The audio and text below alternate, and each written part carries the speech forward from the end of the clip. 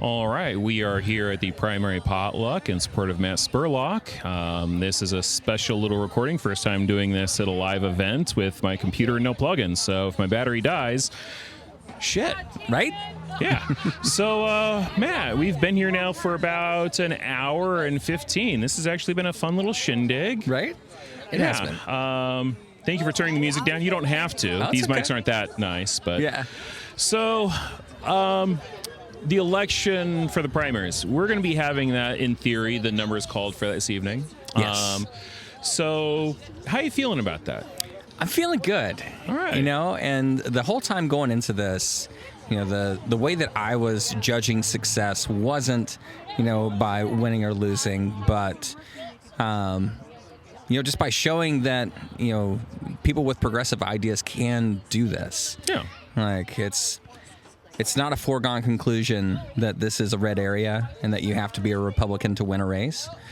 I think that, we belong at the table with our ideas, and I hope that there's just a steady stream of people that come after me running for office. Yeah, that'd be great. Kind of like the, looking for the little snowball rolling down the hill that just grows and grows Exactly. kind of a thing. Exactly. Yeah, no, I mean, honestly, I'm hoping for that. I'm also...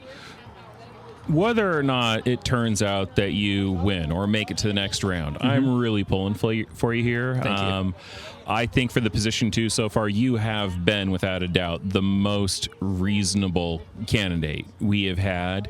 And I like the fact that every single time there's questions asked about, hey, what would you do about X, Y, or Z?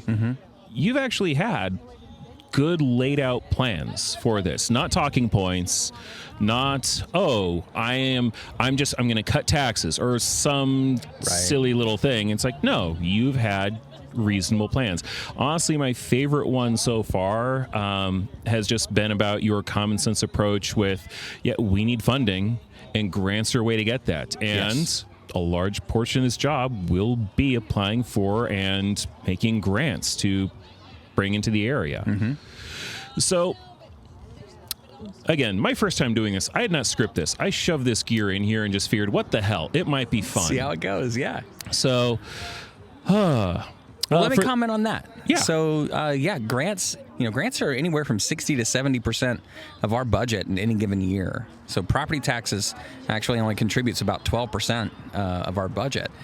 And so grants are a huge part of what we do, and it was shocking to me to see that no candidates were talking about grants, and really, pursuing those grants is at the state and the federal level is, bringing our tax dollars back here to work for us, and that's our job here in local government, and a lot of people balk at these higher salaries for these government employees, but my perspective is if we're paying a competitive rate, and these people are bringing in way more money in grant funds than what their salary costs, then it's worth it. It's totally worth it. Well, that's one of those. There are so many things pertaining to talking points from a lot of people who run for this nonpartisan position, but they're very blatantly Republican. Right. And one of the whole things is, I recall I've heard Wes talk about it. It's like these county employees are overpaid. Josephine County pays under the average for the state for county employees by no small margin. They talk about property taxes. As you mentioned, property taxes make up such a small amount of what our government actually functions off of. And Josephine County is one of the lowest taxed counties in the entire state. Yep. So when we hear things about, we'll cut taxes, honestly, it freaks me out because there's not that much there to cut. There's not. So, outside of bringing grants, what kind of other things are you hoping to be able to get taken care of if you're able to get in office? I'm thankful that the appointed commissioners are doing a good job of restoring the county offices, to at least the staffing levels, and just the confidence that we're going to leave you alone. You can do your job. Rather than having them on the chopping block, every week, who's going to be the next one off the island, is the way it felt last year. Yeah. So yeah, I do want to restore, to right size county government, and there's all kinds of things that we have to do, services we have to provide, or we open ourselves up to legal exposure. And so that's first priority. We need to get our county offices, back to a functioning level. I'm very concerned about public health. The person that we have in charge there right now is not qualified, and that opens us up to serious legal exposure. So I'm not very knowledgeable about the person we have right now for our county who's in charge of our county's public health. Can you give me some background on that? Because that's something I haven't been able to keep abreast of. The previous public health director was fired. Was that Mike Weber? I think, yes.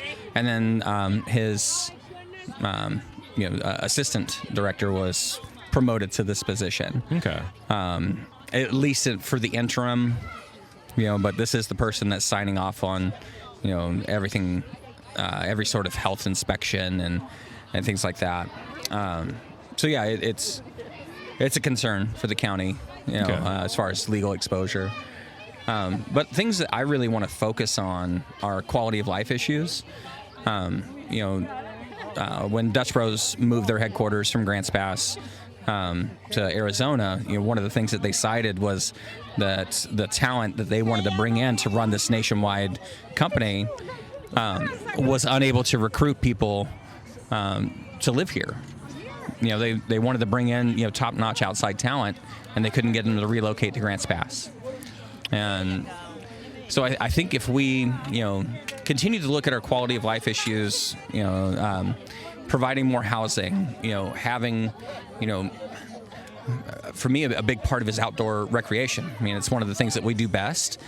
And to develop a countywide trail plan that's, intentional and it's cohesive, and to work with our recreation businesses. Like we have the premier raft maker in the world with Sotar, is based right here in Josephine County.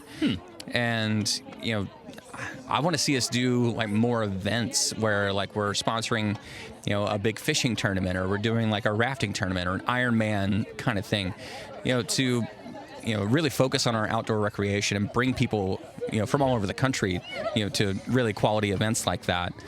And, to kind of put us on the map, and then, help encourage a more active lifestyle. And I think that there's a lot of things that Bend did right 30 years ago that we could do here, that will ultimately promote growth and bring businesses here, and, make our area a bit younger. We're kind of a retirement town right now. Yeah. And can't stay that way forever. It can't grow that way. Yeah, no, eventually, if it's a retirement town, eventually all the people, they move on. Right. And then, that absolutely kneecaps your ability to have a functioning economy when they're no longer here. And when your economy is so dependent on people with fixed incomes, that's incredibly difficult. It is. Yeah. Especially to retain young folks. I mean, yeah. And I think, honestly, a lot of that, just events, things that would work as attractions. Because, I mean, I know we have things in the area, but really the only thing that, pops in my head right now is we have one of the remaining horse tracks in Oregon. Right. And it's that's cool, but it only goes so far. It does. And it doesn't help that I have many opinions pertaining to Dutch Brothers and their CEO. Sure. And many of them aren't flattering. How he handled the horse race track and the Flying Lark, I think that was like a spoiled child.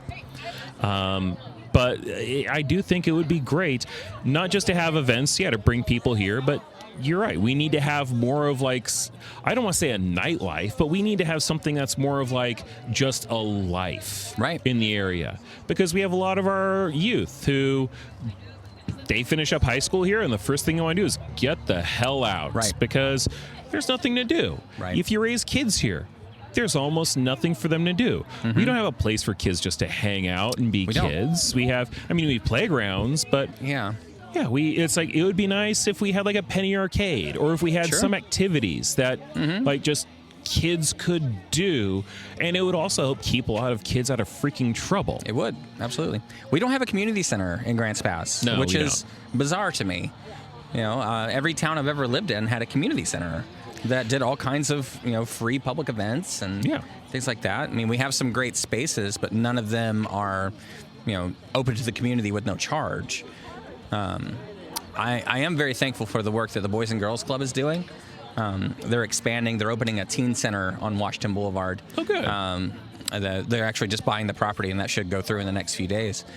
But yeah, we need to invest in the kids and more job programs and things like that too. And I've been able to network with people at the Boys and Girls Club and with a workforce program. I can't think of the name of it. We're talking like a workforce program for teens and youth? Yes. Oh, yeah. Yeah. So, I mean, unfortunately, I feel like we're losing jobs all the time. We have... My experience, because I've lived in this area for most of my life, from the age of 4 to 26, and then moved back in my mid-30s. Yeah. And one of the things I recall is finding work around here, especially as a teen, sucked if you did not want to work fast food. Yeah. I got insanely lucky. I was able to find a job. The problem is it wasn't here, and it was in the summer. I had to drive all the way up to Eugene for Northwest Youth Corps. And let me tell you something. That's a great job. The pay is not great. It's minimum wage, but it's an educational program. You don't pay taxes. That's a great thing. If they were able to get something like that around here, something where it's outdoors, something that's more than just, would you like fries with that? Right. Because, I mean, there will always be people who take those jobs, teens and not. But a lot of our teens, if they want a job, they want something that's going to be, I don't want to say building skills, because you do get skills working those jobs. Sure. You have to get customer service skills. Oh, yeah. And efficiency. It's insane. Hard work, totally. Yeah. But there needs to be more variety. There does. And one of the things that I want to focus on, it kind of ties in with our forestry programs and all that, is to have a program for kids to work in reforestation. Yeah. So we have a lot of areas that are clear cut, and to get them involved in replanting. We have so many areas that need to be treated. So much of our forests, either county land, ONC land, or BLM land, is massively overgrown. A lot of these areas were cut and then overplanted. And so there's way too much competition, for these trees to survive, especially to thrive. And so we need to go in and selective cut and all that. So to have a program where we can get kids involved in forestry, get them out in the woods and get them to really experience, the best of what our area has to offer. I mean, obviously I wouldn't want kids, like in middle school and such doing this. But you talk like high school teens. Exactly. I'll be perfectly honest. You need to be careful. You need to have somebody train the kids and watch them right. But it's really fun swinging a Pulaski or pulling a Misery whip if you know what you're doing. And it'll get blisters. It'll build muscle and character, but it's fun. Yeah. I think that would be a lot of good just skill building. And it would also be good skill building because I am very much, the logging industry does need to come back to some extent. Yeah. Lumber is a great natural resource. We need to monitor it. We need to do selective cutting. It can't just be for quick profit. It needs to be sustainable. Totally. But if you have teens who are going out and doing similar work to that, if you start having the logging industry build up here again in a responsible way, you've got kids who they're ready to go out and kind of do this in a responsible way. They'll know, okay, this is how you fall a tree. I'll need to learn how to work a chainsaw now, but the basic principles aren't very different. Yeah. And I think that would be a great just setup. Yeah. No, I mean, there's so many jobs that would be available with that. I mean, it's not just operating, dangerous equipment. But I mean, the actual planting of trees, raking of shrubs and, stacking all the slash and things like that. There's so much that can be done. And even just going out and learning, like this is why we're going to cut this tree and not that tree. Yeah. This is why this area needs a prescribed burn. And I just love the idea of integrating back with the tribes to help take care of these things as well. Yeah. I mean, they managed, before we were here, they managed this land for centuries. They did, and did absolutely. It well. Yes, and with prescribed burns. A lot of people don't realize that we totally did those here. I had some people argue with me, like, "Oh, that was only on the plains." Like, no, it was here too. No, that was everywhere. Everywhere. I mean, was. I mean, what was it? This was basic freaking history I learned in high school. And for context, I'm well educated. I did piss poor in high school, but that was one of those things we learned. It's like you had a mini ice age in Europe shortly after the Americas were discovered by most Europeans because they brought disease over there to the natives. And that disease went through, wiped out a lot of the population. They stopped doing a lot of the selective, burning, which cut carbon, which caused a minor ice age in Europe. And it's like, wow, cause and freaking effect. Yeah. And people just, it weirds me out how little people comprehend that. Sure. Yeah. Oh, gosh, we've only been talking for 16 minutes. That's it. That's it. So we're about half an hour away from seeing the preliminary results. Okay. Statewide. So that'll be good. Just out of curiosity, because I'm assuming you have it more readily accessible on your phone. Ballots, how are they going statewide for turning stuff in and in the county? Let me see if that's been updated. It was what? 34%? Yeah, let me double check here, see if we haven't had an update since 5/19, so a little over 2 hours ago. And so Josephine County is at 34.12% as of 2.5 hours ago. Okay. Well, yeah, we'll see how that's going to go. For sure. But yeah. So in this honestly will probably all just rip. Don't bop me on the head, child.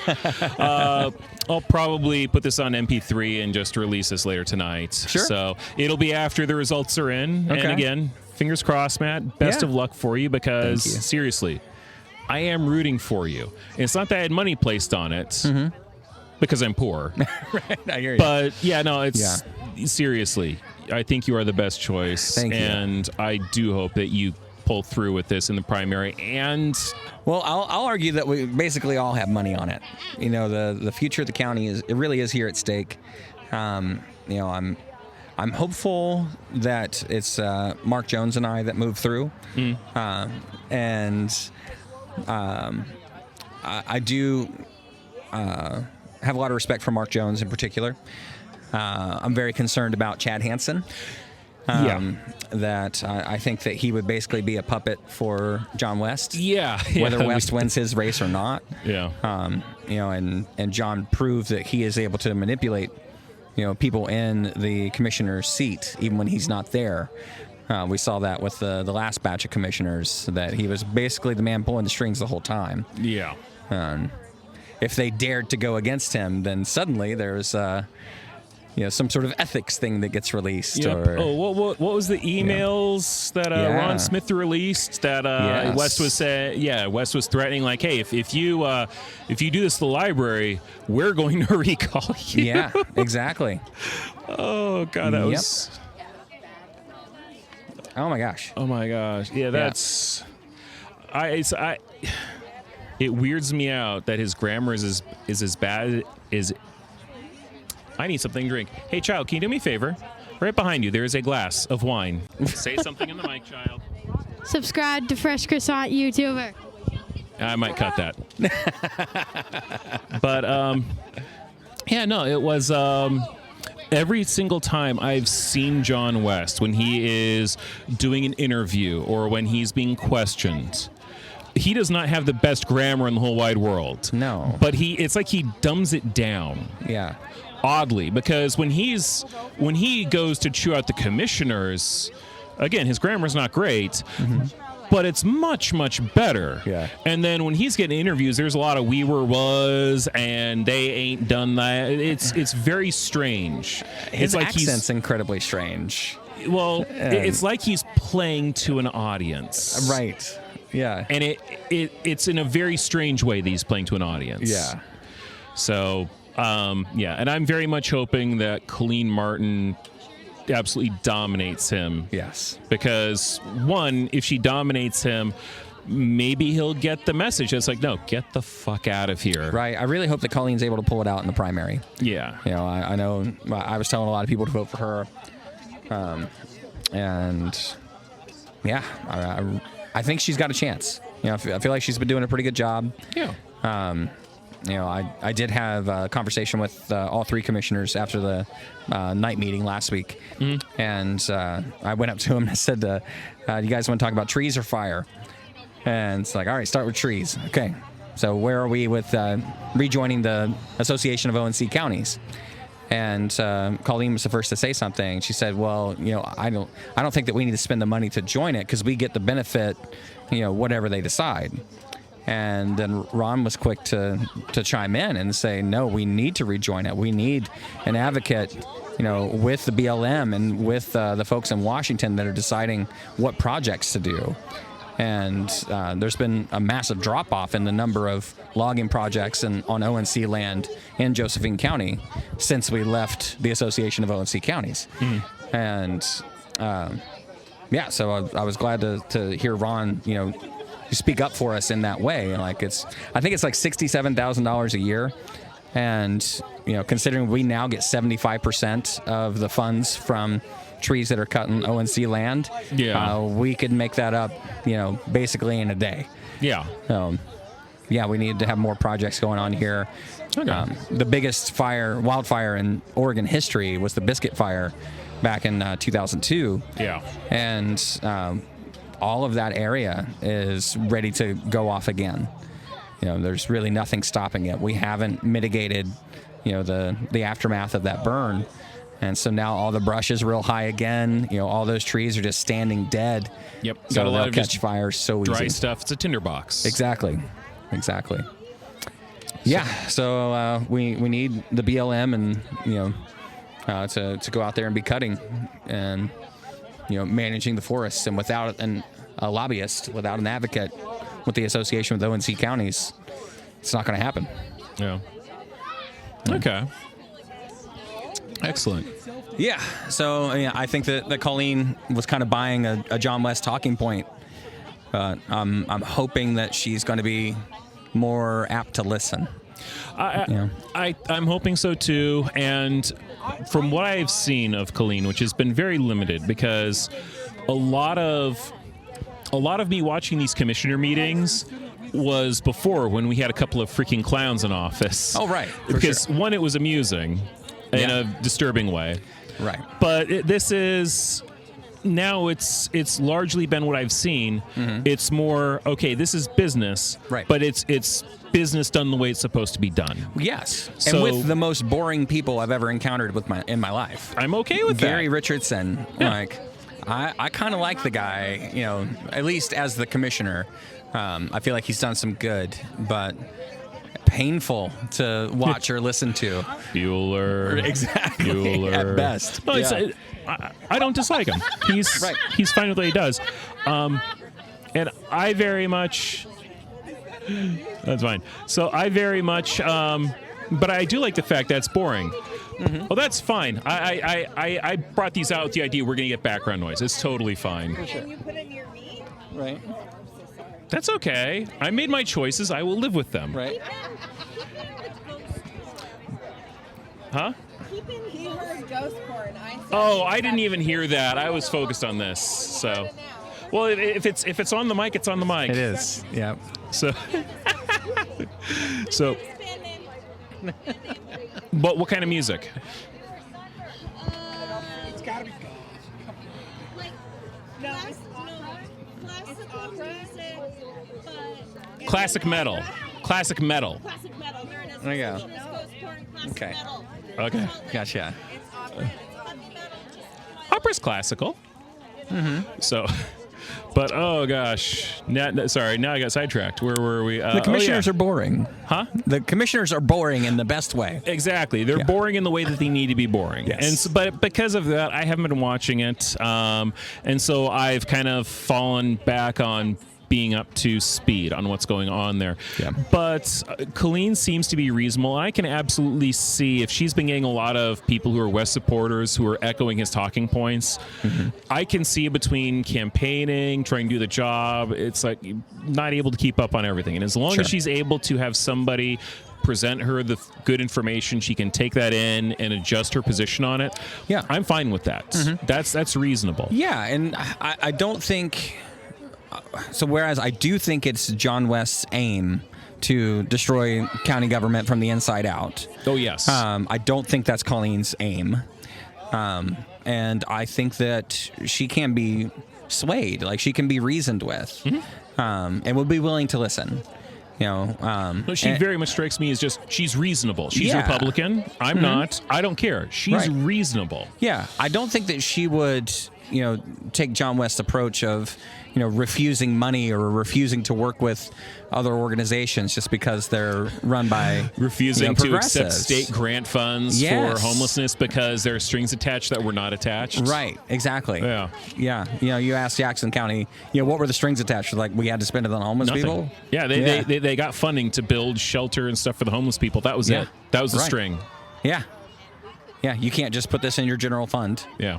And spend it. Yeah. Yeah, that you was have the to string. spend it, to do this, which, again, that's not a Yeah. string. That's what the money's for. It's every single grant comes with strings attached. Yeah. There's not a single grant I can think of where it's just dump this into general fund and you just guys do whatever you want with it. Grants are for purposes. They are, exactly. And the thing is, when I say strings attached, my idea of strings attached are, okay, look, you're going to spend this money for like rebuilding the water treatment plant. Yes. But also, you're going to have to change some policies in your area, otherwise you're not going to get it. It's like, are these related to the water treatment plant? Oh, no.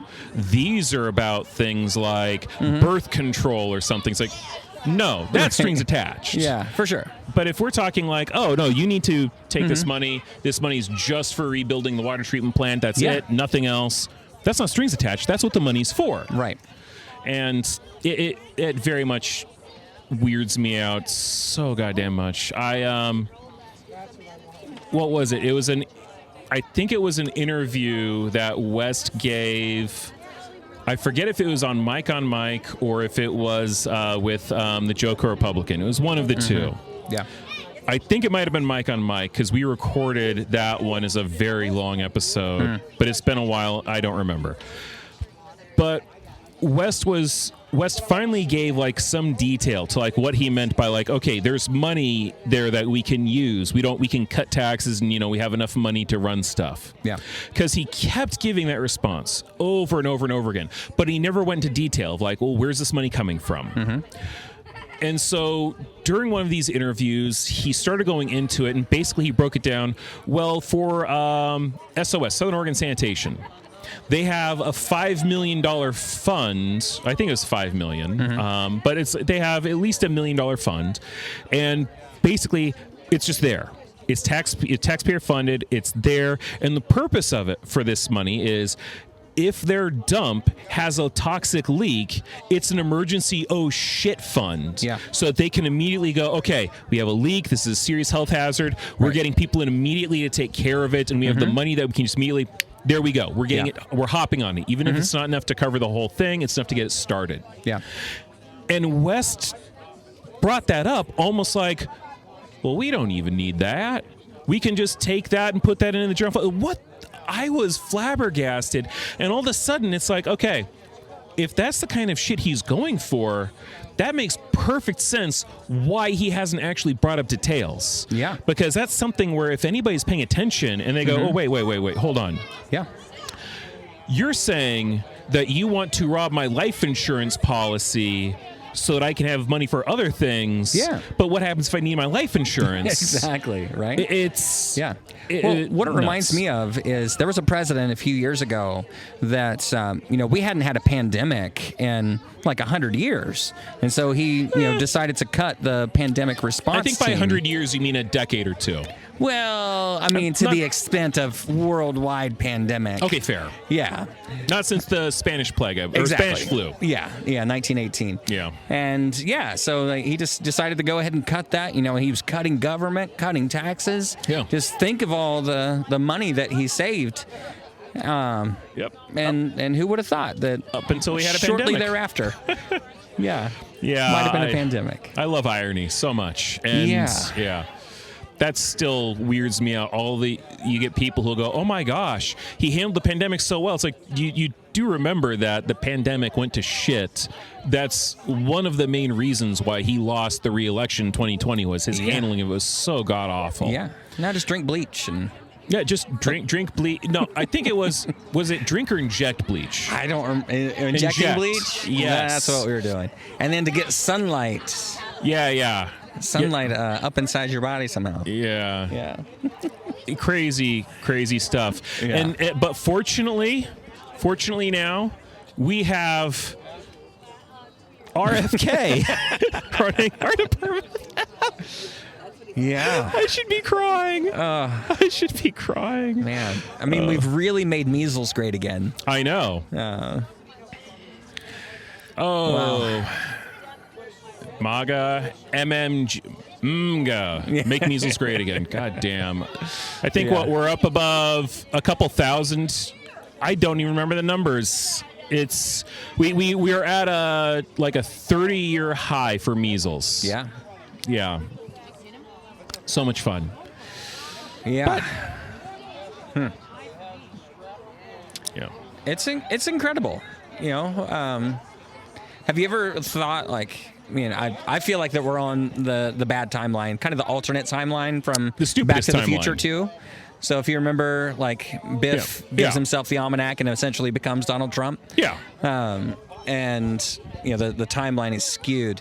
So looking at our lives, in our lifetime, I've had people tell me that maybe it was 2012. Maybe the Mayans were right. And the world ended and now we're in some sort of lost limbo. Possibly. Right? Although I don't feel like I'm in purgatory. Yeah. I don't know. I follow more the philosophy of we are on the track to idiocracy. Yeah. Yeah. Did you say theocracy or idiocracy? Idiocracy. Okay. Perfect. Idiocracy. Yes. I mean, there are certain things where it's this is very much, you get people who are stupid. They're running for office. That movie had a lot of things in it that were not great. Sure. I mean, it was effectively, as good a comedy as it was, it effectively was a movie that was saying eugenics is real. Yeah. Because, only stupid people breed. They only Right. produce stupid kids. It's not quite how it works. Basically, yeah. But I have to admit, one thing they got right is a president who is a former wrestler, former porn star. It's Trump was on WWE for a cameo. He was apparently a cameo in a softcore porn. Oh my God, we are in the dumbest timeline. Yeah. I did see that Terry Crews, he was asked in an interview, which character has he played? Does he feel like should have their own spin-off movie? And he said President Camacho. So it sounds like he'd be willing to do it. And I'm here for it. I would love to see that movie. The question is, would it be a movie of how we got to be the president, or would it be a movie for afterwards, like his adventures as Camacho ex-president? Right. Yeah. I'm not sure. I mean, maybe Either one. He keeps getting reelected, and and he has not sure. I'd watch either smartest man movie. in the world. Yeah. Either one would be good. Oh gosh. Yeah. Oh. Yeah, but no, the chain, President Camacho had a machine gun. Yep. And then Elon Musk did the exact same thing with the chainsaw. Oh God. There's just been so many parallels. What was it when Elon Musk brought his son in, and his son basically told Trump that he's not the president? He's not the real president. Yeah. It's kid is That was hilarious. that kid was both genius, but he's kind of saying the quiet part out loud. Oh, for sure. Yeah. Definitely what he was hearing at home. Yeah, most likely. And that's like getting off into side tangents. Musk can burn in hell. Yeah, for sure. I have no empathy for that Nazi. Yeah. And I very much so. That whole thing of like, I'm sorry, you went to the freaking the presidential, that whatever ceremony that was, and he did a full-on Nazi salute twice in a row. Yeah. It's Yeah. But on the bright side, the Cybertruck is doing fan-freaking-tastic. It is. It's way to go. Absolute train wreck. Apparently, he's been having to use his other companies to buy off the Cybertrucks so that Tesla's stock doesn't absolutely tank. Yeah. And since they're privately traded companies, it's something that he doesn't have to readily just report. Right. So, but yeah, SpaceX apparently bought like a 20% of the just sitting in lot Cybertrucks. Wow. I think it's closer to 18. It's just like, this is, it's oddly, it's interesting, it's corrupt, and I'm just looking at this going, if he tanks all of his companies, that's going to be impressive. Yeah. Like, he will have given Trump a run for his money in terms of being a shitty businessman. Yeah, absolutely. So. Yeah. Crazy. Well, crazy days.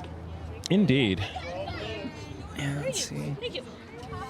All right, we're 12 minutes left till 8 o'clock. All right. Yeah. No pressure at all. No pressure on me. Yeah. Yeah, I've done all I can do. Yep.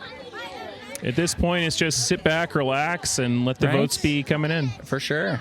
Now, are the votes actually going to be counted at 8 o'clock, or is it just that's when the cutoff is for the turning them in? So that's when the cutoff is for turning them in, but they also released their preliminary count. Okay. All the votes they've counted up to this point. Okay. Mm-hmm. Okay. Yeah, so we'll have the unofficial results of, who knows, probably 80% of the ballots, if not a little more. So...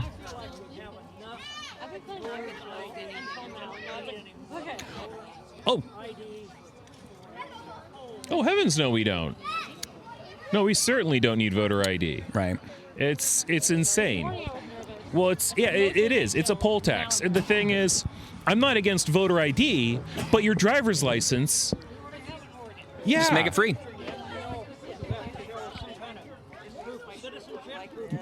Yep. Get it, Richard. Yeah. It's insane. There's no reason to have a specific voter ID.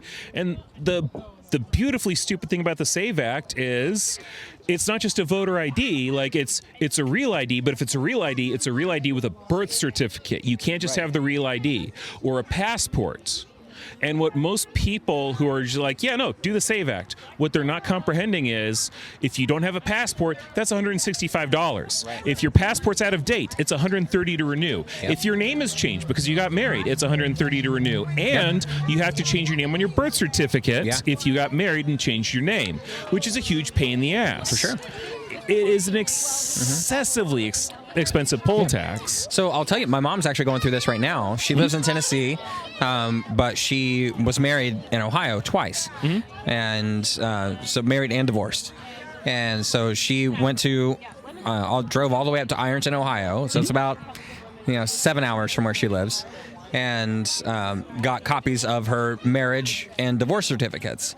Now, Tennessee wouldn't accept those for her real ID because they whited out the men's social security numbers. You're shitting me. No.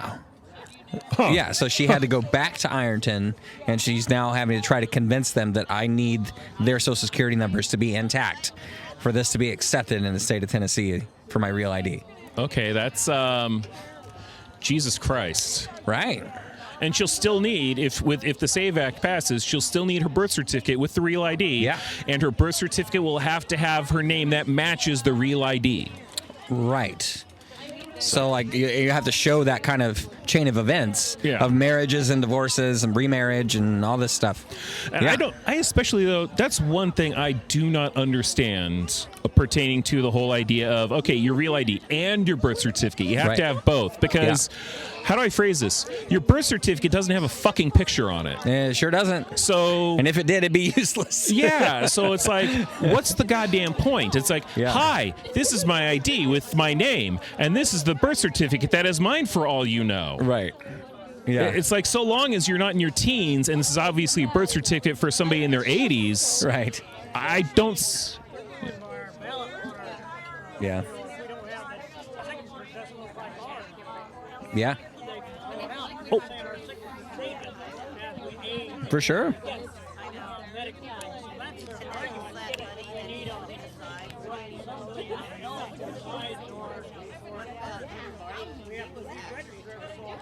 Yeah, and it's insane. The signature thing works. I mean, I've had a few elections ago. I was slacking and didn't fill out my ballot in a timely manner because I'm lazy. I love to vote, but I'm lazy. And my wife, she filled out my ballot because we vote. We talk about who we're voting for. We vote the same.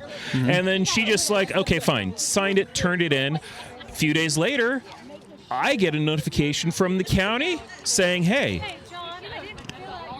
sorry, you signed it. You signed it. I'm sorry. I was incorrect on that. I blame alcohol, but also my memory is shit. But yeah, no, she signed it. She signed off on it, and I literally just got a notification saying, "Hey, this signature isn't matching. Please come by and fill out the ballot again." Oh my God, the horror! Yeah. It worked the way it's supposed to work. Right. I know. Weird. And look, I am a blue-blooded progressive socialist, for a lack of a better term. I am a pinko commie for most Republicans. So the fact that I had to do that, the system apparently it only does that to them if you listen to them. Right. It weirds me out. Yeah. But Yeah. you know, the system works, it's effective, and I mean, even by their own think tank studies, the Heritage Foundation, there have been less than, 20 examples of voter fraud by like an undocumented immigrant voting in an election or trying to vote in an election in the past many years. Yeah. It's basically one a year. Yeah, it's a non-issue. In the whole country. So, yeah. It's absolutely nuts. No, it's just a talking point to cast doubt on the system and for somebody to come in and dismantle the system in their favor. Yeah, and this is something I've talked with Mr. Morgan on the show quite a bit. If the SAVE Act gets passed, if mail-in voting goes away in Oregon, the people who get screwed aren't actually going to be those blue Democrats who live in Portland or in Eugene, the high-density population areas, because they have, it's not great, but they have public transit. Right. They can go to where they need to vote, and they can vote. It's going to be the rural voters who vote red who are going to be so screwed. Yeah. And I keep seeing all these, we haven't had a Republican in office for governor since mail-in voting. And it's like, well, getting rid of mail-in voting is not going to fix that. Gadsden Heights. No. So, but yeah. 5 minutes to go. 5 minutes, yep. God, the mountains around here are beautiful. They are. Definitely would like them thinned out, but they are beautiful. Oh. I am not looking forward to this year's fire season. No. No, I was told that we've hired somebody to be the emergency manager. They haven't released a name yet, to my knowledge. Okay. But he is relocating here, and his travel expenses have already been, paid for and all that stuff. So okay. Hopefully they'll hit the ground running. Hopefully I'm assuming they got somebody who is qualified for the job. Sounds like it. So fingers crossed. I know. Well, okay, it is almost 8 because we have 2 kids here. We're probably going to take off about 8 o'clock, especially since one of them's not ours.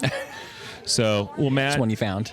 it was wonderful talking with you. course. It's nice to do this in person. Yeah. So, good sir, best Yep. of luck. Thank you. Appreciate you. Absolutely. And yeah, this will hopefully people enjoy listening to this when it's released. I hope so.